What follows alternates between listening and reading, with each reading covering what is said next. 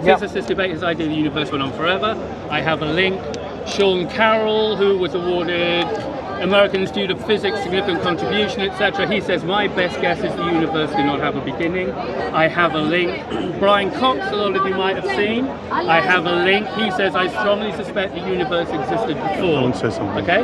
Now I put these facts on the table, and I do not know if they're correct. But as a layman, most of us are laymen, and we have to decide who we're going to listen to. Can I just show this to everybody? And I say 1 second. I just want to say, this is absolutely fine, but this has nothing to do with the discussion we were having. Exactly. Our discussion. Do you know the discussion? No, sorry, 1 second. Because you came in late, maybe you missed it. We weren't. I don't want to pull goes into a conversation. No, that's fine. But these things, by the way, Tony, these things are simply facts that we know that these people hold these opinions. But the discussion was on something different, which is, he said there's empirical evidence for the cyclical model.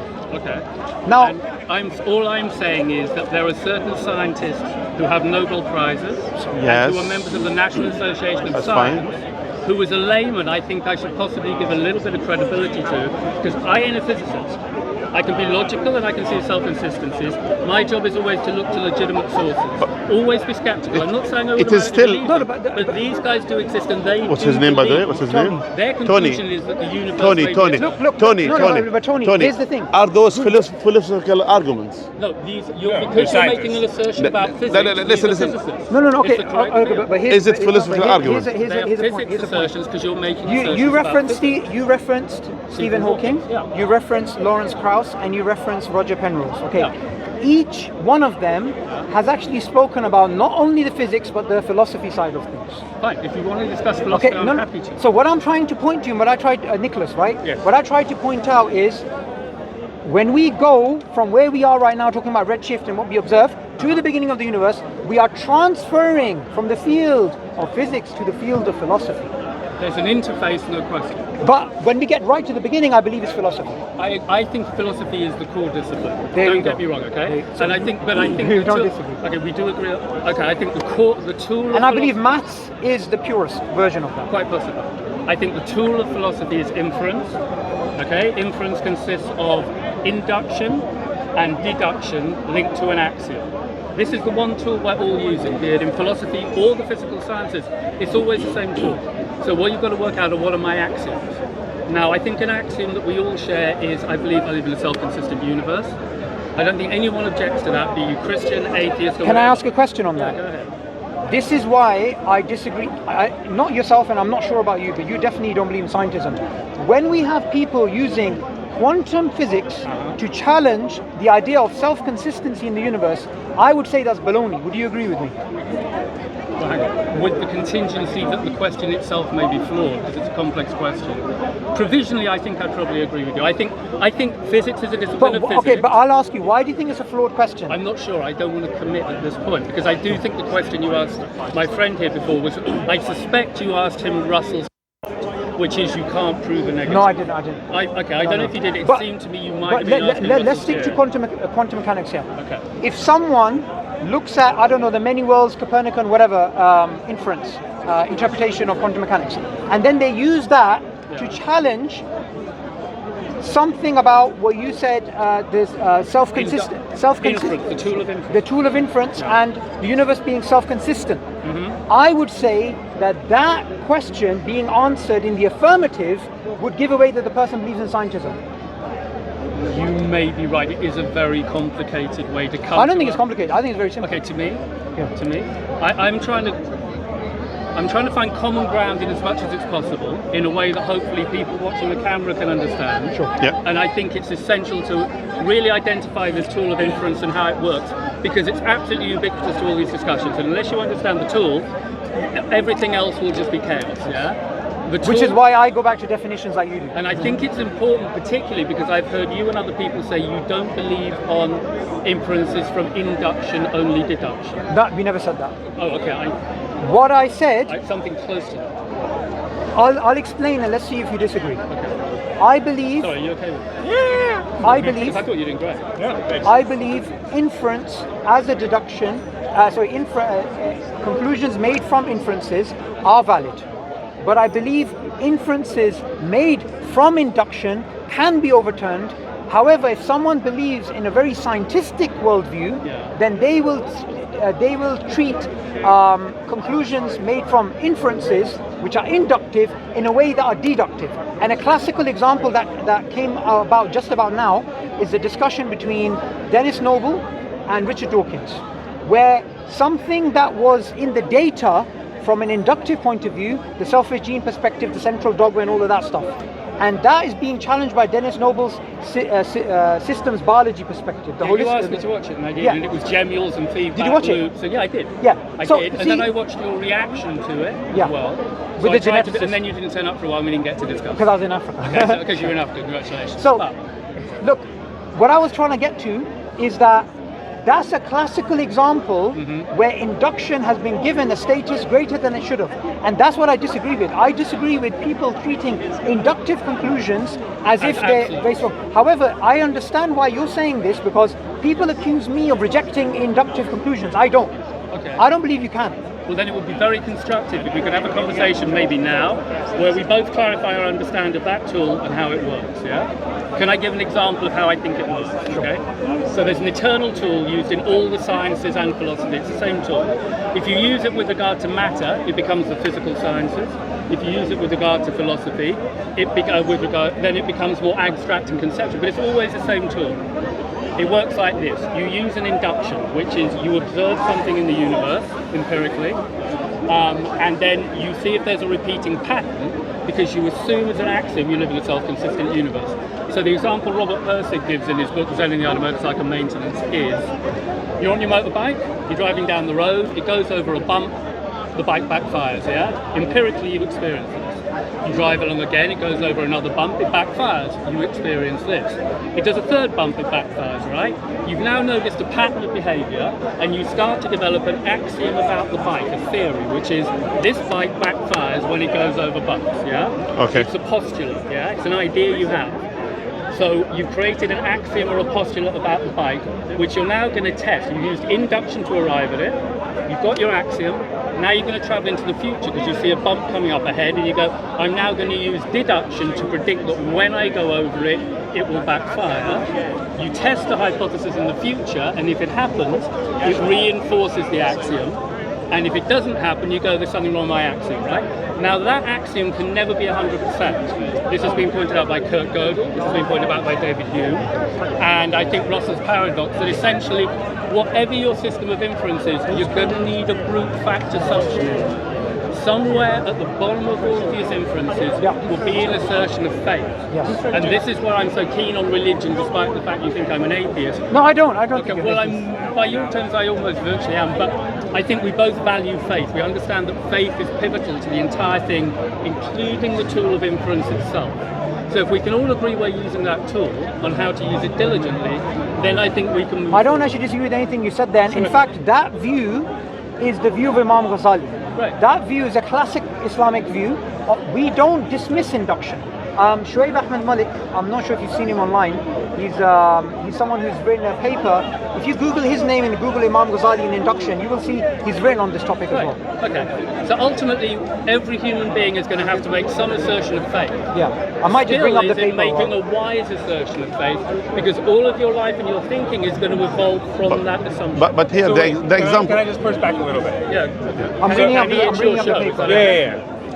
So look, I totally agree with you that in the core essential level, there must be some level of faith that things will be consistent in an internally coherent universe. That's one of the axioms. There are others, because I think Muslims, as a generalization, they have the axiom of self-consistency. They also have the axiom that the Quran is divine revealed truth and it is speaking truth. So they're running with two axioms. So when they run their inferences, they're seeing, does it tick both boxes? Does it fix with our axiom that the Quran is accurate, and does it fix with self-consistency? And if it doesn't match with either of those two axioms, then you've got to rethink your position. But I want to point out what I think is very important in your sentiment, right? That when you're describing the backfiring of the motorcycle, right? Sure. What you're indicating is the motivation behind how we believe in truth, which is to minimize faith. Right? Yeah. Because in your example, right, the reason why you constructed this axiom was because it was based on probability. Yeah. the probability of evidence at hand. Yes. Right? And yes, faith is the core necessity, maybe. You want to minimize it as much as Are you possible. familiar with Donald Hoffman? He's a mathematician, he's out there, and he's very advanced. He says you've got to put all of your miracles at the beginning of your argument. He understands. Even the people now, the scientists, they're also understanding. You can't get away from the faith thing. You can't get away from the necessity. Yeah, of the miracle. because the example that you brought, you cannot apply it about the existence of the universe, because there is no kind of a pattern that we can go through to say there's a pattern. So this is the book you should download. It's for free. Thank you. And Islam and the Evolution of Al-Ghazali and the Modern Evolutionary Paradigm. Okay. And you will also find other papers where Sheikh is speaking about induction and its value in Islam. Okay. So our classical view does not dismiss induction as, because it's not deductive, we're not going to take it Could seriously. we agree that induction for most things is 99% good, but it's not perfect, yeah? For most living, you know, if every time I drop something, it goes down, not up. Can I just- I use induction to infer gravity, and we all behave this way. Can I just qualify that? Yeah, sure. I would say in medicine, yes. In engineering, yes. Theologically, no. Okay. Now the distinction. What do you think? What do you think? I think. Special pleading, isn't it? I think I don't know, and it may be special pleading. I think that you may be right, but I hope you're not. But what I am confident is when you create a theological or philosophical position that then chooses to interface with the physical science and quote that from that physical science, you are then obliged to obey the rules of that physical science. I don't agree with that. Well then you What's the need to be question? clear. Can I ask a that question to him? assessment What's the of question? living of scientific Question data is giving isn't the purely a paper, scientific this view. paper which It's is being talking about underpinned by a deeper the universe is going than the to scientists be feel obliged to. All they eternity feel for obliged eternity, to is which to be goes as against objective the as possible second law of and present thermodynamics, brute where it truth says wherever that they universal go. entropy So has you to think be that can only increased. be done within the context He's not against it. He's the one who was saying what sanctity he of the says. Quran. Not necessarily. It could He's be a giving the, philosophical point. Theory that's universal. Or a philosophical point. Okay. But as Would long as you you're agree? transparent about Sure, that sure, difference from the sure, outset, sure. we're good. Would you agree if I did the latter of what you described, I would be self-consistent? Yeah, and all self-consistency, I think, is what we owe each other at a minimum. Yeah. I don't happen to share your belief that the Quran is literally true, but I'm happy to go that it's 90% excellent, which for me means it's pretty damn good. Apparently for you that's not good enough, but we can differ. No. My point that I was making when you said induction is 99% good or and 1%. In localized environments. What I meant by that is that if you want to make conclusions about, say, vaccines, you want to make conclusions about whether a building is safe, you could do that from an engineering point of view or medical point of view. But when it comes to theology, we should not be using induction to inform theological conclusions. Well, I think I am confused, so let's try and really use this one out. The only tool I have, I believe, is faith and inference. So those are my tools, and you seem to be arguing that I should somehow abandon inference when it comes to theology and philosophy. Inference is the tool, and an intrinsic part of inference is induction and deduction and syllogism and axiom. So, they're inevitable components. I think we're talking past each other. I'll give you an example. Okay. If I looked at say if I existed 150 years ago, this was a time when certain people were of the view that the Earth is 6-something million. It's a couple of million years old. It's not billions. Now, if I made a theological point saying God created the Earth 6 billion years ago, 10 billion years ago, if I made particular theological inferences based upon the current scientific understanding, that would be wrong. That's what I'm pointing to. And this has happened in the past, by the way. People have used things in science and said, well, this is what God intended, this is what God wanted. And I believe that's wrong. You may have a point. I'm trying to think of something I can say that I think we'd agree on. I think the function of logic and facts is to eliminate bad ideas. Yeah? It doesn't identify necessarily what's totally true, but you can use the tool of inference to eliminate things which are very likely to be bad ideas. Yeah? Can we agree that that's its function? Yeah? No, I think that's if pretty reasonable. if somebody comes with a philosophical, theological axiom that the Earth is 7 million years old, and then because they're interfacing with physics, and the physics evidence says, well, when we use this tool, we honestly discover it's like 8 billion years old, then I think the theological axiom if it's wise, should see to the factual axiom about the physics. It doesn't mean that at the ethical level or the theological level, the metaphysical level, it's got to do anything, but it should see to the pure brute physics of it. Yeah, and this I've been saying for years. Okay. And this is something which I believe anybody that subscribes to a scientistic worldview, somebody believes in a sort of hyper-imperialistic worldview, would not agree to. Okay, well then I'm not on their team. No, I know you're not. Okay. But what I do debate people who do believe in that type of empirical scientific Okay, worldview. can I put it to you, they're low-hanging fruit. Okay, those people, I think, they're missing the point, you're right. Scientists... But there's a lot of them. Okay, I'm sure there's a lot of them, but insofar And they as happen to be lucky- new atheists as well. Luckily, you and I What are them, about so get the Nicholas, best by out the of way? our He was discussion. involved. Yeah. He was involved in Oh yes. We don't want to neglect him, by the way. Into scientism either, are you? I'm not even sure what you fully mean by that. Scientism means, I think, that you believe in a totally reductionist view of the universe, which would eliminate all of the metaphysical components which seem to me inevitable. Your I take epistemology the starts hard and ends with problem of science. consciousness to be the key one. The hard problem of consciousness. I believe consciousness is an illusion. Okay, wow, okay, we disagree on that We do. one. Okay, I think you and I would both disagree with this. Firstly, I want to ask you, do you think that's a scientific conclusion or a philosophical conclusion? I think it's a scientific one. Okay, why? Because you would need evidence to beg to differ. Okay, so here's where I think you need to look back at the question that I asked you. I asked you, is it a scientific conclusion or a philosophical one? You said a scientific one. Yes. That means you believe consciousness, your concept of consciousness is empirical. No, I believe that the absence of my consciousness is empirical. But that's a slightly different point to what I was It making. sounds silly, but No, okay. yeah. So, Tony, I think we're going to agree. We're probably going to agree here. Would you say? Let me ask the same question, Tony. Sure, thank you. What? Consciousness. Sorry, that's not fair. I've got you holding it. I asked Nicholas a question which I'll ask you, so we understand where we're coming from. I asked Nicholas his idea that consciousness is an illusion. Is it a scientific conclusion or a philosophical conclusion? He said scientific one. Do you believe it can No, be? I don't believe that's a scientific conclusion. Yes. I think that's a metaphysical conclusion. Yes, and that's my view. And I think also it's inconsistent because when I say Can you give me water if you when have any you water, say bro? consciousness is an illusion, Is there any water bottles here? that doesn't mean you deny that Sheikh, is this yours? consciousness is happening as a point of There is one fact. here. You don't I have deny the reality of Thank you. yeah? You simply think it's delusional. Yeah? Yes. Okay, well that's different. I'm totally... I don't think it's contestable that I am. I think qualia, the experience itself is definitely happening. But my diagnosis of what the experience is may be mistaken. I'll use inference, I'll use intuition, but I can always be wrong. We always know that, yeah? But the one thing I can surely be 100% sure of is I am. Yep. Yeah? I agree. Mohammed, you just said that we all agree. So it's good, we've got these things we agree on. We agree I am is a definite statement. We agree how the tool of inference works. We agree the tool of inference has flaws and can't be perfect and will require a brute assertion, including one of faith.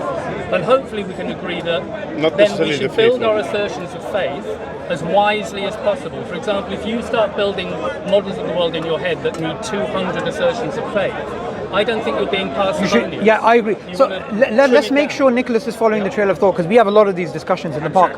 So his point and my point is your idea that consciousness is an illusion cannot be scientifically justified. It's a philosophical point you're making. Okay. So the reason why I say it's scientific is because with my understanding of science, right, that science is having this loyalty to measurable, repeatable phenomena, right? And when I say that consciousness is an illusion, is because there's no evidence or measurable, repeatable phenomenon to make a distinction between what is real consciousness versus, Okay, synthetic consciousness. The problem there is you've already assumed your conclusion. You've assumed consciousness has an empirical basis.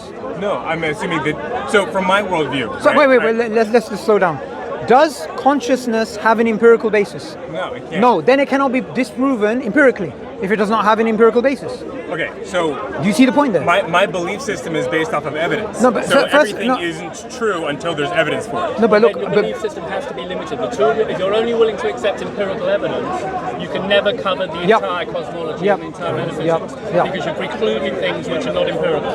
I can never prove you're in that. You can never prove I'm in here. I intuitively and inevitably know I'm in here, and I have considerable faith that you are in Third person consciousness. And I discard the thing. Okay. I'm just saying I don't know what I don't You know. can't discard the fact. You're using it. You are having faith that I'm in here and he's in there. And we're not just all It's inescapable. philosophical zombies. Yeah? We Faith might is be inescapable, my That's my friend. position, right? Is it when you're saying, "Oh, I'm in here," I'm like, "Do I really know that?" Right? No, I'm not saying you know it in the epistemological sense of 100% certainty, because you can't. What I'm saying is that you know intuitively you are, and now you're inferring that I am as well, and it's a very good bet. Can I? Okay, look. Here's where. Meaning the Look, difference look. between you and I, for Look. example, when you define yourself that I am, Yeah. even he is, and you are, that means you Yeah. literally have the consciousness to decide this. So look, That's the so point. look, Nicholas. Which is that Me and him agree on something that we disagree with you on. But I'm now going to propose something that you may both disagree on. I believe the best explanation of consciousness is Allah, God. What do you think of that idea? I don't believe in consciousness as such. Okay. Wow. So, But you- okay, wait. Do you think it's an illusion, and that sentence predicates on it, in some sense, existing? So you do believe in consciousness? I believe that there is a myth of Santa Claus, but I don't believe that there is a Santa Claus. No, we're not asking you to diagnose. You may be dreaming now, you may be in a matrix, but experience is happening to you. Irrefutably and intuitively, yes? What you're experiencing now is not nothingness. Therefore, it is something. If your definition of consciousness is just I'm experiencing talking things, pure qualia. I think John Vervaeke calls it valence qualia. Yeah. It's the first wave of qualia, and Daniel Dennett says it's before you've diagnosed or identified it. And then we've got filters in it, biological, conscious and unconscious, that try to diagnose what's coming in.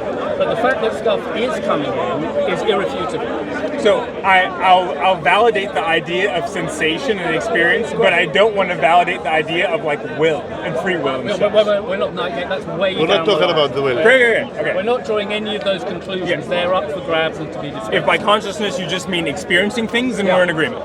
Does that work for you now? We've got a foundation. that I mean, works. I think that's an okay way of beginning the conversation. But I think the problem that I had with what you were saying earlier is by pretty much most of the statements you said so far in these conversations, it seems like for you, science is the adjudicator for all truth. I believe evidence is, and that science is But really a tool to that. But you've always defined evidence empirically. Yes. So that basically means for you, science is evidence. It's the only evidence. Well, science is the tool to gaining evidence. Right, but evidence has always been defined by you from an empirical perspective. And that's the problem of scientism. I think you're suffering from it. Scientism doesn't understand the limitations on its purview. Yeah.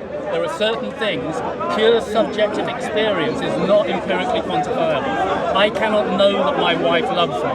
I live my life and have to live my life with a belief that she does or doesn't. In reality, if I could get in her head, she either does or doesn't to a variant. It's not does she love me or doesn't me, it's to what degree does she, yeah? Now I make a guess as to how much she does. There is a truth in her head I can never see. It's not empirically quantified, but I live my life on the basis of these profound assertions of faith Okay. and probabilities, yeah? All of Which us is not do. You have no empirical, choice. basically. Which, by the way, I want to get to a point. I wanted your thoughts and Nicholas, your thoughts. If consciousness exists, do we first all agree consciousness exists? Now we do. Okay.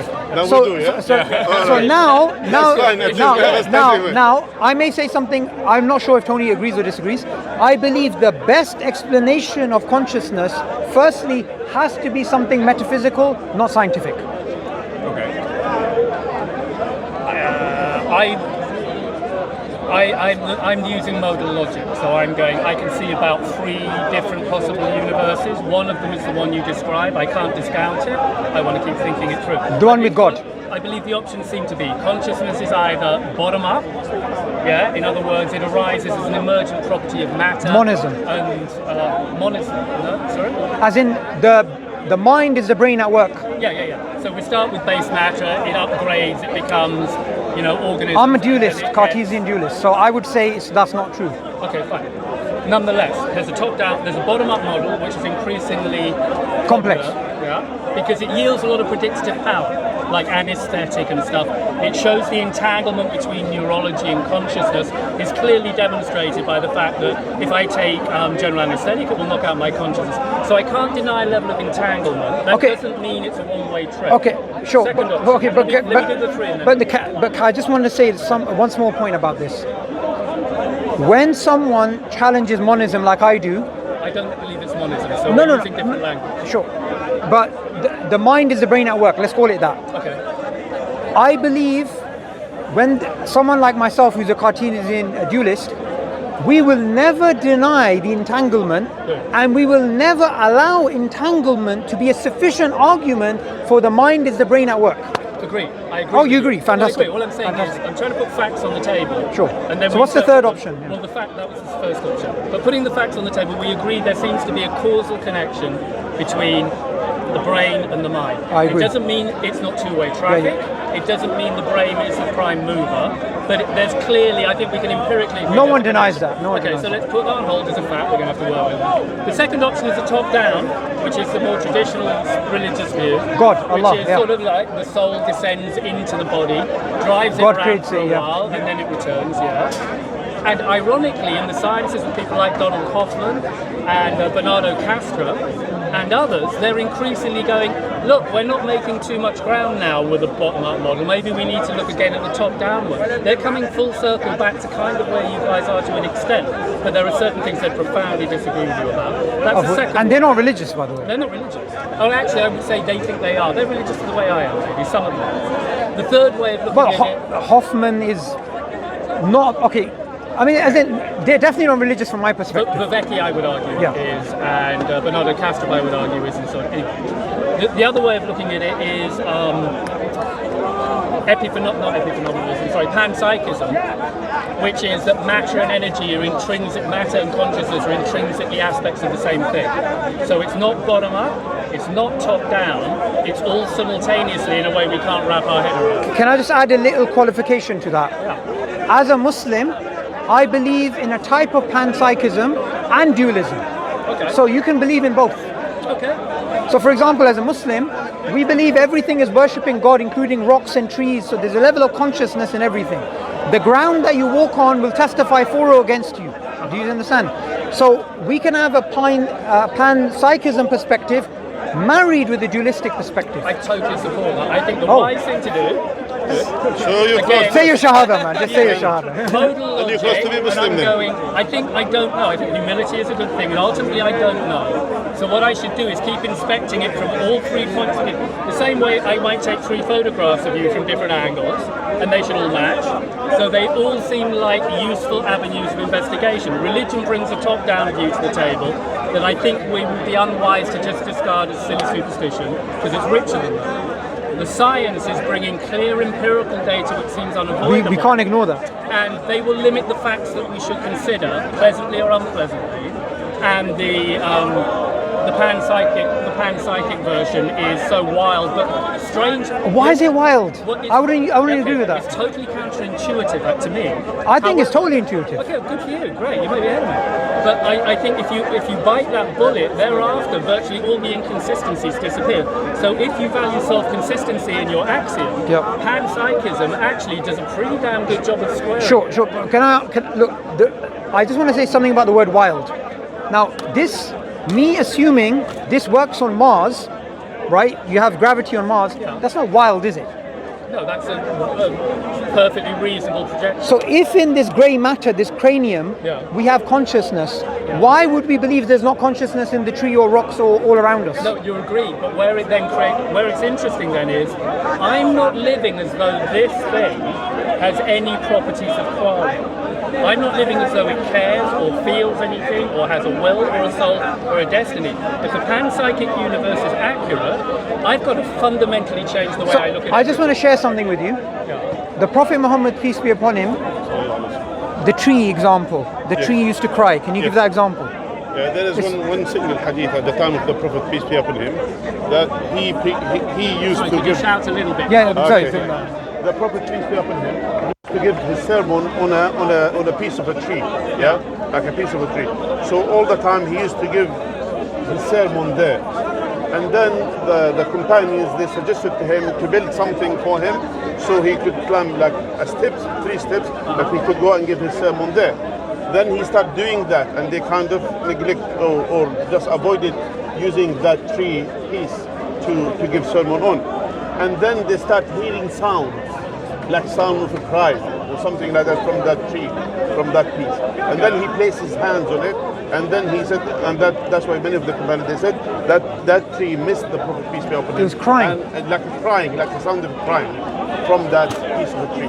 There. The reason why I brought that up is because you This said is nice. no, the reason why I brought that up is because you said panpsychism would lead to a view where objects have feelings. We as Muslims believe objects do have feelings, like a That tree. to me is a revelation. Okay, I didn't know. Well, he is a prophet. I would say it instantly sounds to me like pantheism, which I thought you. not would pantheism, panpsychism. Yeah, it's not that they're. It's not a million they're miles from divine. pantheism. It's Yeah. very far away. I have a To be question. continued. Go on. So God created everything, and everything has consciousness. Is very different to everything is God, which is pantheism. Two different views. I understand. There's panentheism as well. Hang on, let's not go down that rabbit hole for now. Your point, sorry. So, if you have this Thank you for panpsychism that. and you believe that there's this idea of consciousness which exists in things, not just people, right? Now, there immediately what becomes a problem for me is how do you limit these things, right? When I look at people, right, psyche makes perfect sense because it's consolidated within a body, right? If I'm going to be conscious, I can agree with the idea of consciousness as sensations because there's a me, right? I'm not her, right? I'm not him. And so there's my consciousness, her consciousness, his consciousness. Now, when we're talking about objects, right, when does this dirt become that mountain? When does that mountain become that stream, right? When does the atmosphere become... Sure. The way I would answer that is, firstly, it's a brilliant question. Yeah. I don't know the answer at all, but I believe it doesn't make a difference to that you having you not understanding what is the demarcation of one consciousness to another. It's not a defeater to the idea of panpsychism. That makes sense. Yeah, it's not a defeater. The reason why I bring it up is because it seems to be more conforming to the consistency of my view, right? That consciousness seems to just be an emergent phenomenon of us having brains, right? I would say you are making an exception for the humans and not for any other living thing. I would. And in a way, I would say that's not being self-consistent. I would include other living things on that. So I believe that dogs are conscious. What about a rock? Say a rock. So rocks don't have brains, and I believe it is an emergent function of brains. Fine. So a rock is made of what exactly? At rock bottom, what is it made of? Different minerals, right? Then what's underneath the minerals? They're inanimate. Inanimate. We have two substrates. We have a substrate which is organic and a substrate which is inorganic. Yeah. And I live my life as though inorganic stuff like plastic and rocks do not have any level of qualia. Right. A panpsychic position would say that I'm wrong and that should adjust my perspective. If I did do that thing, it feels very counterintuitive, but it would square all of the inconsistencies that I can see. But here's my question. Why is it counterintuitive? I honestly don't know. I can look you honestly in the eye and go, it doesn't feel that way. That's fine. No, I actually respect And that it feels because very difficult to feel any differently about it. what I would say to that, Tony, for me, it feels the same feeling that you have that is counterintuitive. I have a feeling that is intuitive. Well, then you may be ahead of me. If you're right, you may be ahead of me. If it's true, then I would like to have that intuition. Okay? And it's not like I just don't have any respect for the physical world and nature and beauty and whatever. I do, and I like to romanticize it, but I do demark important lines where Okay. the human life is more important. Can I just add something? Can I just add something to this? This is purely. I'm not making a justified argument. I'm not even giving you reasons. You said romance, right? If somebody believes in a pragmatic worldview, there is nothing more beautiful than the idea of panpsychism from a romantic point of view. It's the most powerful perspective, which is why it's such a. If we are to live our life in a way that's the happiest, and we don't really care about truth. Now, obviously, I believe it's true. Even from that perspective, it's better to believe in panpsychism than not believe in panpsychism. It's like Kant's rule about will it to be a rule, live in a way that you would will it was the law. Are you saying that? You're saying maybe we should live as though we're in a panpsychic universe? No, even if we're not. I'm not. I'm saying if someone is a pragmatist, I'm not saying they should. I'm saying your fulfillment in life is you're more likely to be happy if you subscribe to that perspective than another, if your goal is ultimately I can happiness. see it. Simultaneously, I do want to be a realist, and I want to stick within the facts, and I always want to look at the strongest counter-argument to whatever I believe. But can I just add something? When I speak to certain people who are liberals, they will always go back to pragmatically what feels good. But it doesn't feel right. There's a lot of feelings involved. I'm very left-wing, and I actually despise the idea of just doing what makes me happy. I'm very motivated by the idea of doing things that cause me suffering, but ultimately result in growth, me becoming a better person. But right? a lot of liberal philosophy and a lot of liberals themselves go back to emotional arguments and feelings. Which is why you see a lot of these clips online where, liberal snowflake and, libs of TikTok, like it all comes across because a lot of the arguments are emotional. By the way, I don't disagree with emotional arguments necessarily. I'm not saying they're rational. But if someone makes an emotional argument and they say, I want to live my life in a way that's going to make me the most happiest, and they're making an emotional argument, I'm saying to that person, having a psychic view is better than having a view that nothing has consciousness. I suspect the idea that nothing has consciousness is crazy. Yeah. Because each individual... Nothing apart from us, I mean. Okay. Well, I think most of us agree that animals probably have some level of consciousness, yeah? No, I definitely believe that. Okay, fine. Yeah. So, I agree with By the way, you should agree with that because if you believe in the standard Darwinian view, pretty much, right? Hang on. When we say the Darwinian view, I believe that evolution is a functional mechanism. I'm a layman, I don't know. You studied the subject. No, what I mean is, for example, I believe humans are exceptional within nature. I believe your perspective is we're not exceptional within nature. I have sufficient romantic idealization of nature itself that I don't find it quite as problematic for us to emerge. Sure. I do And we had this believe conversation. we emerged from apes. So if that's the case, then apes and fish and reptiles, there should be a gradient of consciousness. I would assume this is it. You start with a single atom, you climb the ladder to a full-blown human being, and as you climb it from an amoeba to a trilobite to a fish to a lizard to, whatever, we can all agree that either consciousness is always present in that continuum, in a panpsychic sense, or it must enter the picture at roughly some point. Yeah? And I don't agree with the latter view. Really? I believe consciousness is always there. Okay, if you're panpsychic then you believe it's omnipresent, fine. Yeah. Can you agree that if... And I believe the best, and what I want to go back to is, and I want you guys to challenge this view, I believe the best explanation of consciousness, whether it's panpsychism or not, is God. I think what do you God think is of definitely on the table as a contender, but I keep a definition. I believe it's not on the table. I believe it's the only explanation. Okay, well, I'm just so we can compare. I I believe the absolute that as Muslims, let me just kind of give you an insight. As Muslims, we believe that the absolute existence is the existence of God. And that's why it's something which is undeniable. That's how, and everything that goes around it. And if you put it, you see here, it's like a puzzle, but there is a main part that everything that comes around it. So the main concept for us as Muslims is the existence of God and believe in this God and submit to His will. Then everything that lays around it. So that's for us as Muslims. That's why we will find all our arguments, and that's with the scholars of Islam and scientists and all of these Muslim scholars who literally studied science. Islam doesn't contradict science, basically. But Islam, at this point, we might end up fundamentally disagreeing because I've actually produced factual evidence of scientists of note who definitely disagree with things you're saying. I'm not saying they're right, but the assertion that you agree with, I mean, they disagree with. So I just want to say something, right? And that's just science, and the conclusions of science can contradict what the Quran is saying, like this example of the beginning. Like, for example, we can all cosmology. Yeah. we can also go to evolutionary theory that contradicts the Quran.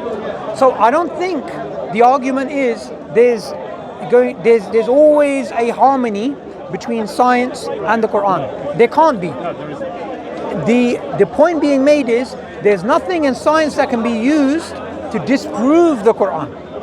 There's a different point being made. There's nothing in as science well that the can facts. No, the fact. you're right, because I think because you can't prove a negative and Unfalsifiable. yeah, we're back on Russell's paradox. However, what you can I just prove get- a negative, can- I discount. can I just give- can refute contradictory assertions, and if an assertion in any book contradicts the physical evidence, I would be wise to at least. Let me give you an example. You see the sun. The Quran mentions the sun has an orbit. Yeah. Previously, going back 60, 70 years, that would have contradicted the consensus of scientists. It was understood that the sun is stationary.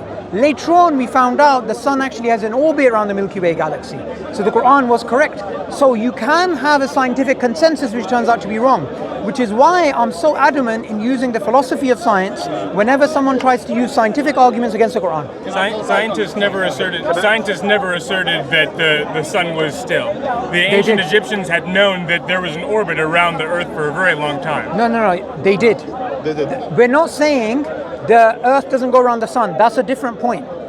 We're saying that the sun is stationary. That's the view that scientists, the physicists held in the beginning of the 20th century. Ancient Egyptians proved that that there was an orbit for Before the sun goes around the earth. that the Earth goes around the sun. That's a different point. That's a different point. But he's talking about He's the not sun. talking. He's not talking about. By the way. Oh, around the center of the universe, you mean? Yeah. Ah, I see. Yeah, Okay, sorry, I misunderstood. yeah. So the point is, what we say, all of these ones. Yes, the brother is talking about like science hypotheses and science, for example, theories that presented by scientists. I'm not talking about. I'm talking about facts, things which is fact, natural facts. Now I believe as a Muslim that Quran doesn't contradict the natural facts. The facts beyond any doubt. Now, for example, when we talk about facts, it's as much as the sun rises from the east, for example, or for example, we observe the sun rising from the east. That's fact for us, yeah. Now, yeah, that's in regard to our observation. So for us, the Quran doesn't contradict with these facts. Now, of course, we might have at certain time that there's kind of consensus between scholars about certain theories. For example, nowadays we find kind of there's consensus, for example, agreement between scientists about, for example, Darwin theory and other things, even the Big Bang and all of these things. Now here, this not necessarily, even though I disagree with both of them, for example, but at the same time, there might be a time in the future that they are proven wrong. For example, This is possible. yeah, it is possible. However, can I contextualize that? Yeah. All of our assertions were playing a scale of probabilities, yeah? Although it's possible, I don't think it's probable. And a wise man will play the higher probability without discounting the fact, assuming it's certain. I'll keep the smaller No, probability. but I think there's one thing important. A wise man should make conclusions of probabilities based upon his worldview. True, but he should at least strive to make his worldview be as self-consistent as possible from all angles of inspection. Agreed. And have the strongest steel man position to the own position. Agreed. So, if you come to a conclusion different to mine, it's not because we don't value induction. It's because we're coming from two different perspectives. Yeah, I think usually what you discover, certainly in the sciences when they move forward, is you made a false assumption in the past. Yeah? Usually it's not about disagreements in the future. It's like you went, we thought space and time were two different things. But guess what? They're the same. We thought particles and waves were different things. They're the same thing. This keeps happening, and but our intuitions lead us to divide the world up in a way which the physical sciences show is not the case. The physical sciences are profoundly counterintuitive, and I think they put a clear boundary condition on how you can use inference. Okay. Which is why, I need to be clear on this point. I'm very hardline. I've got a clear division between metaphysics, ethics, teleology, which I love to discuss with you, and I want to find as much common ground as possible. Then to me there's the physical sciences, which is to deal with stuff and facts. And on those I disagree with you more profoundly. Facts, not and I'd theories, rather yeah? not bang my head. I think this conversation's gone really well about But can I just add? Can I just add one example? I had a debate with James Fodor. He's an Australian atheist academic, and we were both disagreeing about Darwinism. He believes you can call it a fact. I believe we can't call it a fact, and we had this discussion. What's interesting is at the end, we both agreed whether you call it a fact or not is based upon your epistemology. No question, but all epistemologies do not have equal merit. And No what one's we're saying hunting that. for No one's saying is that. the highest quality epistemology, and the highest quality epistemology will be the one which is most self-consistent and gives predictive power. And you know, so, because I love talking the metaphysics, I'd rather talk with you off camera about evolution and cosmology first. Because I had a conversation with one of the Dawa team about 6 months ago, which I regret, where we were on the physics stuff, and I started to get quite irate because I'm far more hardcore on that, and I'm less common groundy and I'm more confrontational. And I'd rather discuss that with you off camera first, so I didn't suddenly on camera go, hey, guess what? I don't want to do that, yeah? Because I think what we've said about induction and consciousness and Panpsychism in particular. Yeah, but we're is friends. I wouldn't mind anyway. I know, but I'd just like to have an honest chat That's off fine. camera Fine. before bringing But I need someone coffee on. anyway, so we can have that Yeah, chat. we can maybe do that. Yeah, we can go and have I could can I ask you a thought experiment quickly? It's just a left field thought experiment. Sure, yeah, let's do this. If a kid I actually learn a lot from you, by the way, so I enjoy these conversations. Yeah, yeah. if a child dies in Islam, they're assumed to have been born